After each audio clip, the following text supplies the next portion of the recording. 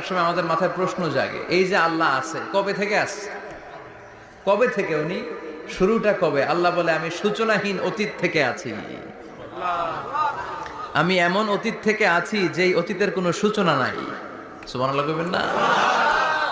আবার আমি সীমাহীন ভবিষ্যৎ পর্যন্ত থাকবো। সুবহানাল্লাহ পড়ে। এমন ভবিষ্যৎ যেটা সীমা নাই, এমন অতীত যেটা শুরু হয় নাই। তিনি হচ্ছেন আল্লাহ। চিল্লায় বলেন তিনি কে? এজন্য আমরা বলি রাদিতু বিল্লাহি রাব্বা, রব হিসেবে আল্লাহ তোমারে পেয়ে আমরা খুশি। এজন্য আমাদের ইবাদতের সব জায়গায় এই রবের নামের গুণগান আছে না নাই?